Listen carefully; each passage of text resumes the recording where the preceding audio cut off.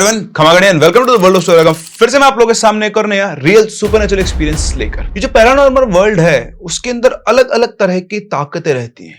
कुछ ताकतें ऐसी होती है जिनको कुछ इंसान आसानी से कंट्रोल कर लेते हैं, लेकिन कुछ ताकतें ऐसी होती है जिनको कई सिद्धियों को प्राप्त साधक भी आसानी से कंट्रोल नहीं कर पाते हैं। जिनके पास ऐसी सिद्धियां होती है, ऐसी शक्तियां होती है जिनसे वो इन पारलौकिक शक्तियों को कंट्रोल कर सके, इन ताकतों से लोहा लेने जाते हैं आम लोगों की मदद करने, तो ये ताकतें कभी कभी घूम कर आती है और इनके पूरे परिवार को तहस नहस कर देती है। जी हाँ, कुछ ऐसा हमारी आज की इस कहानी में जो हमारे साथ शेयर की है ईशान ने। और ये जो भी कुछ इंसिडेंट हुआ वो इनकी दादी के पिताजी के साथ हुआ। जी हाँ, कहानी करीबन आज से 80-90 साल पुरानी है और ये कहानी आपको सोचने पर मजबूर कर देगी कि कभी कभी कुछ लोग जब दूसरे लोगों की मदद करने चाहते हैं तो उनको तो एक चंगुल से बाहर निकाल देते हैं, लेकिन कभी कभी खुद एक जाल में फंस जाते हैं। कहानी में आगे बढ़ने उससे पहले अगर आपके आसपास कोई रियल सुपरनेचुरल स्टोरी है या फिर कोई एक्सपीरियंस है तो आप हमारे साथ हमारी इन दी गई आईडीज पर शेयर कर सकते हैं, या फिर आप अपनी स्टोरीज को वॉइस नोट फॉर्म में या फिर रिटर्न फॉर्म के अंदर हमारे इस नंबर पर व्हाट्सएप भी कर सकते हैं। इसी के साथ साथ अगर आप चैनल पर नए हैं या फिर पुराने भी और आपने चैनल को सब्सक्राइब नहीं किया है तो please do consider subscribing. Channel को सब्सक्राइब जरूर करें क्योंकि आपके सब्सक्रिप्शन से मोटिवेशन मिलता है ऐसा ही और इंटरेस्टिंग कंटेंट जनरेट करने का। तो जो कहानी है आज से करीबन 80-90 साल पुरानी है। ये पंजाब के लेहल कला गांव की कहानी है। यहाँ पर ईशान की दादी के पिताजी रहा करते थे जिनका नाम था सेठ चन्नाराम। अब जो सेठ चन्नाराम जी थे ये बहुत ही यंग एज के अंदर अनाथ हो गए थे और इनके एक मामा जी हैं जिन्होंने इनको पाल पोस कर बड़ा किया था। इन्हीं की जो होते ना फैमिली वाली जो हवेली होती है, पैटर्नल हवेली बोलते हैं जिसको, जो उनको विरासत में मिली थी, बेसिकली जो इनके पिताजी की खुद की हवेली थी। सेठ चन्नाराम जी थे, बहुत अमीर थे। आसपास के जितने भी गांव थे उनमें सबसे अमीर सेठ चन्नाराम थे और अमीर होने के साथ साथ ही वो एक योगी थे, एक साधक थे। बहुत ही छोटी एज से, करीबन 8-10 साल की एज से उन्होंने मेडिटेशन शुरू कर दिया था और योगिक क्रियाओं में वो निपुण थे। हर तरह का आसन वो कर लिया करते थे और इसी के साथ साथ उन्होंने कई सिद्धियां प्राप्त की हुई थी। उनके गुरु भी थे जिनका नाम था विशंबर नाथ, जो कि अब भी देवता के रूप में इस संसार में रहते हैं और आज भी कई उनके शिष्य हैं जिनसे मिलने वो उनके सपनों में आते हैं। तो वो जब जीवित थे तो इनके जो चन्नाराम जी हैं उनके गुरु हुआ करते थे।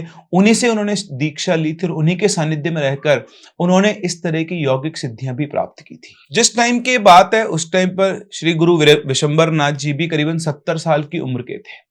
चलते हैं चन्नाराम जी के मामा जी की तरफ। इनके जो मामा जी थे वो अपने आप में एक बहुत ही सिद्ध तांत्रिक थे और उनको भी कई सिद्धियां प्राप्त, और शायद इसी वजह से चन्नाराम जी का भी इंक्लिनेशन इन चीजों की तरफ गया। तो चन्नाराम जी के जो मामा जी थे वो लोगों की हेल्प किया करते थे। आसपास के गांव में अगर किसी के ऊपर भी किसी भूत प्रेत का साया है या किसी भी पैरानॉर्मल प्रॉब्लम से वो लड़ रहे हैं तो उनके ऊपर एक्सोर्सिज्म मतलब उस एंटिटी को उनकी बॉडी से निकालने के, उनसे घर से निकालने का काम इनके मामा जी किया करते थे और गांव के बहुत सारे लोग इनके पास आया करते थे। तो इस तरह से जीवन चल रहा था और जब चन्नाराम जी जवान हुए तो उनकी शादी हुई और शादी होने के बाद उनके 6 बच्चे हुए जिनमें 3 लड़के और 3 लड़कियां थी। अब क्योंकि चन्नाराम जी का परिवार बहुत खुशहाल था, पैसे की इनके पास कोई कमी नहीं थी। मैंने आपको बताया आसपास के 50-60 गांव में सबको कंपेयर कर ले तो सबसे अमीर जो थे वो चन्नाराम जी थे। और चाहे कुछ हो ना हो लेकिन एक अमीर की अमीरी को देखकर दूसरा अमीर जरूर जलता है।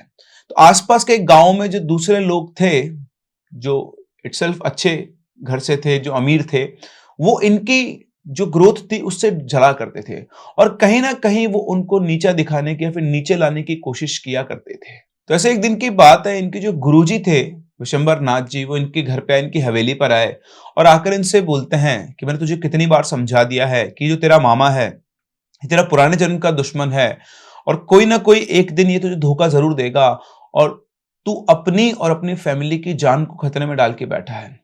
अभी भी तेरे पास समय है, इसको छोड़ दे और तू अपने आप को और अपने परिवार को बचा सकता है। उनकी बात सुनकर चन्नाराम जी थोड़ा मुस्कुराए और बोले कि गुरुजी आप कैसी बात कर रहे हैं, ये वो इंसान है जिसने मुझे बचपन से पाल पोस कर बड़ा किया है। मैं आपकी बात का पूरी तरह से आदर करता हूं। हो सकता है कि ये मेरे पुराने जन्म का दुश्मन हो और मुझे नुकसान करने की कोशिश भी करे, लेकिन अगर मैं इस हालत में इनको छोड़ दूंगा, आज जब इनकी एज हो गई है, तो लोग क्या कहेंगे कि जिसने पाल पोस कर बड़ा किया मैंने उसी को छोड़ दिया। मैं इनको नहीं छोड़ सकता गुरुजी, आप इस चीज के लिए मुझे क्षमा करें। अब गुरुजी ने जो भी कहा वो उसके भले के लिए कहा था, लेकिन उसकी बात सुनकर गुरुजी को बहुत दुख लगा। तो उन्होंने उससे कहा कि ठीक है, अगर तू मेरी बात नहीं मान रहा है ना, तो आज के बाद मैं तुझे नहीं मिलूंगा। अगली बार जब तू मुझे मिलेगा तो तुझे सिर्फ मेरा मृत शरीर मिलेगा। और इतना कहकर वो उसकी हवेली से वहां से चले गए। गुरुजी की बात सुनकर चन्नाराम जी को भी बहुत दुख लगा, लेकिन वो भी अपने आदर्शों में और अपने सिद्धांतों में बंधे हुए थे। उन्होंने भी यही सोचा कि गुरुजी को भी समय के साथ चीजें समझ में आ ही जाएगी। अब जब ये गुरुजी इनके घर से चले गए, उसके कुछ दिनों के बाद, एक दिन की बात है। अच्छा, इस टाइम पर इनकी जो वाइफ थी वो प्रेग्नेंट थी, करीबन 8 साढ़े 8 मंथ वो प्रेग्नेंट थी, यानी उनका 7th जो बच्चा था वो इस दुनिया में आने की तैयारी में था। तभी एक तांत्रिक वेश बदलकर इनके घर के बाहर आता है और कुछ मांगना शुरू करता है। जैसे मैंने आपको बताया, ये अमीर तो थे, साथ साथ में दान पुण्य भी बहुत किया करते थे, इनकी आदत थी। तो जैसे ही वो कुछ मांगने आया तो इनकी जो वाइफ थी, जो उस टाइम पर प्रेग्नेंट थी, वो बाहर आई और उससे पूछा कि बताओ बाबा क्या चाहिए। तो उसके आते ही वो जो बाबा के वेश में तांत्रिक था, उसने एक फीता निकाला, धागा, उस सूत को उसने उनकी बीवी की हाइट के बराबर नापा और चुपचाप वहां से चला गया। उसके जाने के मात्र 5 से 10 मिनट के बाद इनकी वाइफ की तबीयत बहुत तेज खराब हुई। जब तबीयत खराब हुई तो ये पहुंचे, उसके पास पूछा क्या हुआ, तो उन्होंने बताया कि ऐसे ऐसे एक आदमी आया था और उसने ऐसे वो नापा और तब से मुझे बड़ा अजीब सा फील हो रहा है। और इसके करीबन आधे घंटे के अंदर अंदर इनकी बीवी की मौत हो गई। किसी को कुछ समझ नहीं आता कि अचानक से ये सब कैसे हो गया। उनके दादाजी बिल्कुल शॉक के अंदर चले गए, क्योंकि वो अपनी पत्नी से बहुत प्यार किया करते थे। चन्नाराम जी बिल्कुल एक शॉक की स्टेट के अंदर थे। खैर, पूरा परिवार इकट्ठा हुआ, इनके मामा जी आए, गांव के लोग आए और उनकी जो वाइफ थी उसकी उनके अंतिम संस्कार की तैयारी की गई। तो जब इन्हें ले जाने के लिए तैयार किया जा रहा था, तभी उन्होंने डेड बॉडी ने एक बच्चे को जन्म दिया। इस टाइम तक भी चन्नाराम जी थे वो बहुत ज्यादा दुख में थे और अपने सेंसेस के अंदर नहीं थे। और जैसे ही बच्चा हुआ, इनके मामा जी ने उस बच्चे को उठाया और उसी चिता के अंदर जला दिया जिसमें उसकी माँ की बॉडी रखी हुई थी, ये कहते हुए कि अभागा है, ये खुद तो मर गई, इस बच्चे को यहाँ पर कौन पालेगा, इस दुनिया में इसके लिए कोई जगह नहीं है। और इतना कहते उन मामा जी ने उस बच्चे को चिता के अंदर जला दिया। इनकी पूरी फैमिली को आज तक भी समझ में नहीं आता है कि क्यों मामा जी को किसी ने नहीं रोका। इवन जो चन्नाराम जी थे वो खुद भी उन्हें नहीं रोक पाए, क्योंकि वो तो बिल्कुल होश में नहीं थे कि उनके जीवन में क्या चल रहा है। वो अपनी पत्नी के देहांत से इतने ज्यादा दुखी थे कि उन्हें समझ में नहीं आया कि उनकी बच्चे तक को चिता के अंदर जला दिया गया है। लेकिन वो कहते हैं ना, कर्मा, आपके जो कर्म हैं वो लौट कर वापस से आते हैं। इनके मामा जी ने पता नहीं क्या सोचकर उस बच्चे को उस चिता के हवाले कर दिया, लेकिन इसका हिसाब होना बाकी था। इसके कुछ दिनों के बाद चन्नाराम जी जब दुख से बाहर निकले, वो अपनी सेंसेस में आए 2-3 दिन के बाद, तो उन्होंने अपना मेडिटेशन किया, अपनी साधना की और अपनी सिद्धियों के द्वारा ये पता करने की कोशिश की कि आखिर उस दिन क्या हुआ। और उन्होंने देखा कि वो जो आदमी आया था वो एक तांत्रिक था, उसने कुछ काली क्रिया के द्वारा इनकी पत्नी की जान ले ली थी। खैर, जो हो गया वो उसे बदल नहीं सकते थे, लेकिन ये करने के बाद वो तांत्रिक वहां से गायब हो चुका था, उसका कोई अता पता नहीं था और अपनी पत्नी की मौत का बदला भी वो उससे नहीं ले सकते थे। थोड़ा समय ऐसे ही गुजरा, लेकिन इसके बाद इस कहानी का सबसे डार्क साइड शुरू हुआ। इनके पड़ोस के गांव में एक बहुत ही खूबसूरत महिला थी जिसके ऊपर एक जिन ने कब्जा कर लिया था। उसकी फैमिली इनकी हवेली पर आती है, इनके मामा जी के पास, और उन्हें आकर बात बताती है कि किस तरह से उस जिन ने उस महिला को कब्जे में किया हुआ है और वो उस महिला को और उसके साथ साथ उसके पूरे परिवार को परेशान करे हुए हैं। इनके मामा जी ने कहा कि तुम उस औरत को यहाँ पर लेकर आओ, मैं उस जिन को उसके शरीर से बाहर निकाल दूंगा। उनके कहे अनुसार उनकी फैमिली उस औरत को वहां पर लेकर आई। वहां पर लाने के बाद इनके मामा जी और इन्हीं जो साथ में चन्नाराम जी थे वो सब कुछ देख भी रहे थे। इन्होंने प्रक्रिया की, चन्नाराम जी खुद भी उसके साथ इन्वॉल्व हुए मामा जी के साथ, क्योंकि मामा जी ने जब शुरू किया तो उन्हें लगा था कि नॉर्मल सी कोई ताकत है, लेकिन थोड़ी देर में उन्हें पता लग गया कि वो किसी नॉर्मल ताकत से डील नहीं कर रहे हैं। तो उन्होंने चन्नाराम जी को अपने साथ बुलाया, साथ साथ अपने शिष्यों को बुलाया और इस तरह से सब लोग बैठकर उस जिन से लड़ाई करने लगे। ये अपनी पूजा विधियों के द्वारा उसको उसके शरीर से अलग करने की कोशिश कर रहे थे, लेकिन वो इतना शक्तिशाली जिन था कि वो इतनी आसानी से उस महिला के शरीर से बाहर नहीं निकल रहा था। लेकिन फाइनली इन दोनों ने अपनी ताकत मिलाकर उस जिन को उस महिला के शरीर से बाहर निकाल दिया। और जैसे उस महिला के शरीर से बाहर निकला, इसके बाद वो जिन और ज्यादा गुस्सैल हो चुका था। इस टाइम पर वो सिर्फ और सिर्फ इनके मामा जी और चन्नाराम जी को ही दिखाई दे रहा था। उसने चन्नाराम और मामा जी की तरफ देखा और बोला, तुमने मुझे इस औरत के शरीर से बाहर तो निकाल दिया है, लेकिन इसका बदला मैं इससे नहीं तुम दोनों से लूंगा। मैं एक एक करके तुम्हारे खानदान के हर एक इंसान को मार दूंगा। तुमने अपने जीवन की सबसे बड़ी गलती की है मुझे इस औरत के शरीर से बाहर निकाल के। मैं अब यहीं इसी हवेली में रहूंगा और मुझे यहाँ से कोई नहीं निकाल सकता है। इसके बाद उनके मामा जी और चन्नाराम जी दोनों ने मिलकर बहुत एफर्ट की, बहुत कोशिशें की कि उस जिन को उस हवेली से बाहर निकाल सके, उसे कैद कर सके, लेकिन उनकी हर कोशिश नाकाम जा रही थी। वो जिन अपनी रियल फॉर्म में आने के बाद, अपने असली रूप में आने के बाद पता नहीं कैसे, लेकिन और भी ज्यादा शक्तिशाली हो चुका था और वो दोनों मिलकर भी उस जिन को उस घर से बाहर नहीं निकाल पाए। और अब वो जिन इस फैमिली के साथ इस हवेली में रह रहा था, लेकिन उसकी प्रेजेंस हर किसी को फील नहीं हो सकती थी। वो कहीं ना कहीं छुपा हुआ था, जो इनके मामा जी और इनके नाना जी दोनों को ही दिखाई नहीं देता था। इसके कुछ दिनों के बाद एक दिन इनके जो मामा जी थे वो बाथरूम के अंदर नहा रहे थे और वो गए तो अंदर, लेकिन बहुत देर तक जब वो बाहर नहीं आए तो घर वालों को चेक करने गए तो देखा कि उनकी लाश बाथरूम के अंदर पड़ी हुई है। जो सबसे हैरानी वाली बात थी, उनकी पीठ पर एक नीले रंग के पंजे का निशान था, जो कि बहुत बड़ा पंजा था, एक इंसान के पंजे से करीबन 4 गुना बड़ा पंजा, किसी ने खींच के उनकी पीठ पर मारा हो और उस चोट से ही उनकी जान निकल गई हो। ये देखकर चन्नाराम जी को समझ में आ चुका था कि मामा जी की मृत्यु या उनकी मौत कैसे हुई है, किसने उन्हें मारा है। उनके पास अपने जीवन में 2 ही लोग थे जिनसे वो मार्गदर्शन लिया करते थे, एक इनके मामा जी और एक इनके गुरु। मामा जी की खत्म होते उनके दिमाग में एक ही चीज आई कि उन्हें अपने गुरुजी के पास जाना है। और जैसे वो अपने गुरुजी के आश्रम पहुंचे तो उन्हें पता लगा कि गुरुजी अपनी फिजिकल बॉडी को छोड़कर जा चुके हैं। जैसा गुरुजी ने कहा था कि जब तुम आखिरी बार मिलोगे तो तुम मेरा जीवित शरीर नहीं देख पाओगे।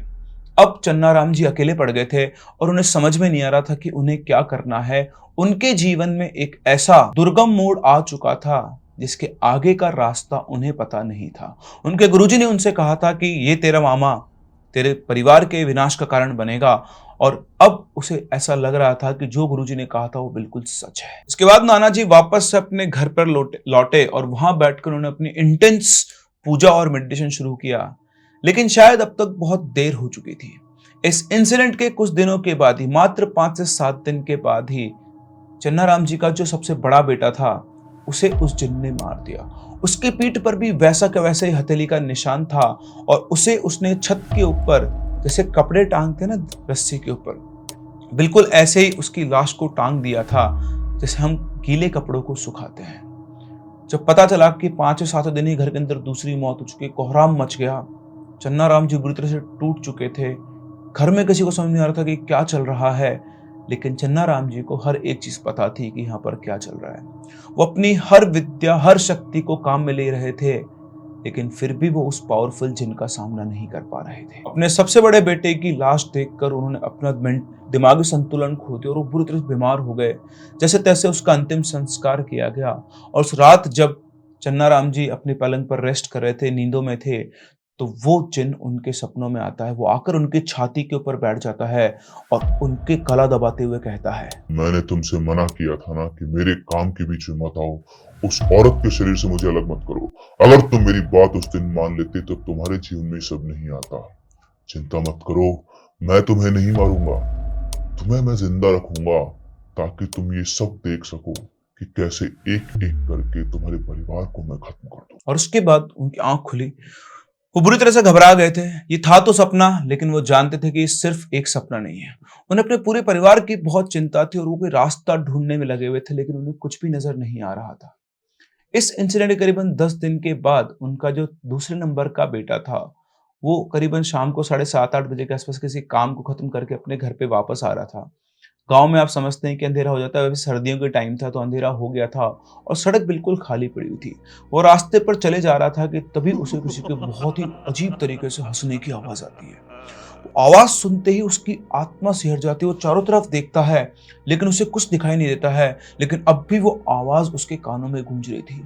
डर के मारे वो अपने घर की तरफ भागना शुरू करता है और भागते भागते भागते अचानक उसकी नजर सामने वाले पेड़ के ऊपर पड़ती है और वो एक बहुत ही अजीब सी शेप को देखता है, बहुत डरावनी शेप को। चिल्लाते हुए सीधा अपने घर की तरफ भागता है और घर में घुसकर सीधा अपने पिताजी के पास पहुंचकर उनको बताता है कि कैसे उसने पेड़ के ऊपर किसी चीज को देखा।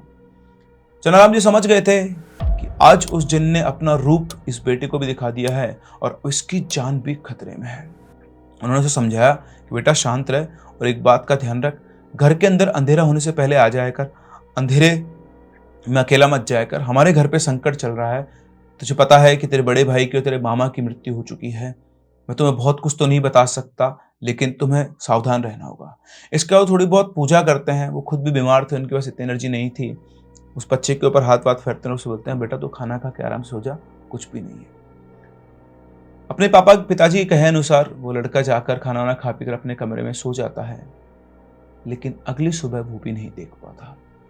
अगली सुबह अगर कुछ मिलता है तो उनके दूसरे बेटे की लाश, जो कि उनकी उसी के कमरे में एक कुंदे से फंदा लगाकर लटकी हुई थी और उसकी पीठ पर भी वैसा निशान था जैसा घर की बाकी 2 केसेस में हुआ था। और इस तरह से चन्ना राम जी की फैमिली के अंदर एक एक करके मौतों का सिलसिला शुरू हुआ। उनके तीसरे बेटे को उस जिन ने खेत में मारा, जहां पानी, जो खेत में हम सिंचाई करते हैं, पानी भरा था, उसके अंदर उसकी लाश मिली और उसकी पीठ पर भी वही निशान था। अब बची थी इनके घर में 3 बेटियां और कुछ दिनों के बाद इनकी जो सबसे बड़ी बेटी थी वो घर की छत पर कपड़े सुखा रही थी और तभी अचानक वो छत से मुंह के बल सीधा नीचे गिरती है और जब उसकी लाश को देखा जाता है तो उसकी पीठ पर भी वही निशान था। शायद वो जब कपड़े सुखा रहे थे किसी ने उसको बहुत तेज धक्का मारा और वो धक्का इतना तेज था कि वो छत की जगह सीधा छत के नीचे जाकर गिरी। अब अगर चन्ना राम जी की फैमिली में कुछ बचा था तो वो खुद अकेले और उनकी 2 बेटियां। इतना कुछ खोने के बाद अब उनके पास खोने को कुछ भी नहीं था। उन्होंने डिसाइड किया कि वो अब इस हवेली को छोड़ेंगे। उन्होंने अपनी सारी शक्तियां बटोरकर उस घर के अंदर पूजा की, उस जिन को उस हवेली के अंदर बांधा और उसके बाद वो अपनी दोनों बेटियों को लेकर वहां से निकल गए और तब से लेकर आज तक इनके खानदान में दोबारा कोई भी उस हवेली में नहीं गया है। लेकिन कहानी सिर्फ यहीं खत्म नहीं हुई। ये सब लोग जानते थे कि चन्ना राम जी बहुत अमीर थे और वो अपने साथ कुछ भी लेकर नहीं गए, या उनके पास जो भी धन दौलत या खजाना था वो उसी हवेली के अंदर है। और वाकई में ऐसा था।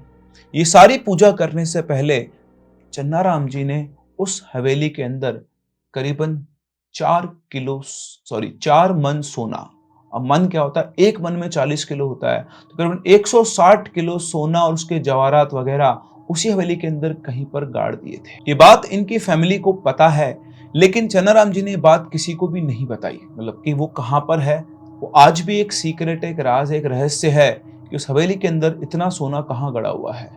खैर, गांव के लोगों को जब ये पता लगा तो उन लोगों ने उस खजाने के चक्कर में या दौलत के चक्कर में उस हवेली को छानना चाहा, लेकिन इनके पास सिर्फ उस हवेली की, उस गांव की कहानियां ही आती है कि जो भी कोई उस हवेली के अंदर गया दोबारा कभी निकलकर बाहर नहीं आया। ये कोई भी नहीं जानता कि जो लोग अंदर जाते हैं उनके साथ क्या होता है। और सिर्फ उसी गांव के नहीं, जब ये कहानियां गांव से बाहर निकली तो और भी गांवों के लोग वहां पर पहुंचे उस सोने की तलाश में, लेकिन जितने लोग भी अंदर गए वो कभी दोबारा वहां से निकलकर बाहर नहीं आ पाए। ये कहानियां चलते फिरते ईशान की फैमिली के पास पहुंचते रहते, लेकिन आज भी इनकी फैमिली में से कोई भी उस गांव तक में जाने की हिम्मत नहीं रखता है।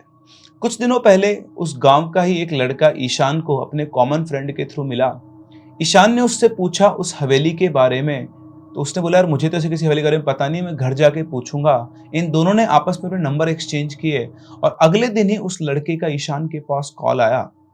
तो उसने उन्हें बताया कि भाई तूने कौन सी हवेली के बारे में बता दिया है, ये तो बहुत खतरनाक हवेली है। तो उसने पूछा कि क्या हुआ। उसने बताया कि जब से तुम्हारी फैमिली यहाँ से छोड़ के गई थी तब से उस जिन ने कई लोगों को मारा है। जो लोग उस हवेली के अंदर घुसने की कोशिश करते थे या फिर उस हवेली के आसपास से भी जाते थे, वो लोगों को उस जिन ने मार दिया था। और सिर्फ इतना ही नहीं, आसपास के जितने भी घर थे उन लोगों में भी उस जिन का आतंक था। कई लोगों ने उसके बाद करीबन 8-9-10 फीट लंबे उस जिन को, 8-9 फीट लंबा व्हाइट कपड़ों के अंदर उस हवेली के छत के ऊपर खड़े हुए उस जिन को कई बार देखा है। और डर के मारे उसके आसपास के जितने भी घर थे वो सब उनको खाली करके भाग चुके हैं। और ना सिर्फ वो हवेली, उसके आसपास के कई घर आज भी बिल्कुल खंडर हैं। और अब तो गांव में माहौल है कि कोई भी उस हवेली के बारे में बात तक नहीं करता है। और इसी के साथ साथ उसने उससे एक और बात कही कि भाई तुम लोग कभी गलती से भी इस गांव में या इस हवेली के आसपास मत आ जाना, क्योंकि ये जो एंटिटीज होती हैं ये तुम्हारे खून तक को सूंघ सकती है। उन्हें पता लग जाएगा कि तुम चन्ना राम जी का ही खून हो और फिर वो तुम में से भी किसी को जिंदा नहीं छोड़ेगी। वो वहीं बंधी हुई है, वो उसी हवेली में है और आज भी वो हवेली इस गांव में एक भूतहा हवेली के नाम से जानी जाती है। तो आज करीबन 80-90 साल गुजरने के बाद भी वो जिन उस हवेली के अंदर ही है। आपको क्या लगता है? मैंने ऐसे पहले और भी कहानी और एक्सपीरियंस सुने हैं जहां पर कोई जिन एक जगह पर अटैच हो गया तो लाइफ लॉन्ग तक वहीं पर अटैच्ड रहता है। ऐसे कई घर, ऐसी कई जगह हैं जहां पर ये अपना वास रखते हैं और जब ये अपने फियर्स फॉर्म में हो चुके होते हैं तो कोई भी उनकी इस टेरिटरी के अंदर एंटर नहीं कर सकता है, जैसा यहाँ ईशान और उसकी फैमिली के साथ है। तो इस तरह से बरसों पुरानी एक गलती की वजह से पूरी फैमिली को सफर करना पड़ा और सबसे ज्यादा दुख अगर किसी को झेलना पड़ा तो वो था चन्नाराम जी को। अपने 4 बच्चों की मौत उनकी आंखों के सामने हुई और वो सिर्फ इसलिए क्योंकि वो किसी और की मदद करना चाहते थे। इनके मामा जी और ये दोनों साधक थे, दोनों तांत्रिक, दोनों को तंत्र विद्या आती थी और ये उसको काम में लिया करते थे दूसरों की हेल्प करने के लिए। लेकिन इन लोगों का सामना हुआ इनसे भी ज्यादा पावरफुल एक एंटिटी से जिसे ये कंट्रोल नहीं कर पाए और उसने इनको जो कहा था उसको इन्होंने सिर्फ एक धमकी समझा। शायद यही इन्होंने सबसे बड़ी गलती की। उस टाइम पर उसके साथ वो किसी और तरीके से डील करते तो शायद वो नहीं होता जो यहां पर हुआ। लेकिन ये भी अपने अभिमान में थे कि ऐसी कौन सी ताकत है जिसे हम नहीं जीत सकते और उसका हश्र ये हुआ कि चन्नाराम जी को अपने मामा जी और अपने 4 बच्चों की मौत को अपनी आंखों से देखना पड़ा। तो ये थी कहानी एक जिन और एक तांत्रिक की लड़ाई की, जिसमें जीत हुई उस जिन की और इस घर को, अपनी जगह को, इस फैमिली को, अपने घर को छोड़ना पड़ा और साथ ही साथ अपने परिवार वालों को खोना पड़ा। आपको क्या लगता है, क्या वाकई में आज भी उस हवेली के अंदर जिन है और साथ ही साथ क्या उस हवेली के अंदर आज भी वो खजाना दबा हुआ है जिसको लेने जो भी गया है वो वापस से लौट कर नहीं आया? आप लोगों को, आप से कई लोग बहुत ही एक्साइटेड होते हैं ऐसी जगह को एक्सप्लोर करने के लिए, तो आई वुड नॉट सजेस्ट कि आप इस जगहों पर जाएं, क्योंकि आप चाहे माने या आप ना माने, कुछ चीजें ऐसी होती है जो आपके कंट्रोल से बाहर होती है और किसी भी लालच में अगर आप वहां गए तो वो आपका नुकसान कर सकती है। तो ये थी हमारी आज की कहानी। हम लोग मिलते हैं अपनी अगली कहानी में, तब तक के लिए keep loving and keep listening.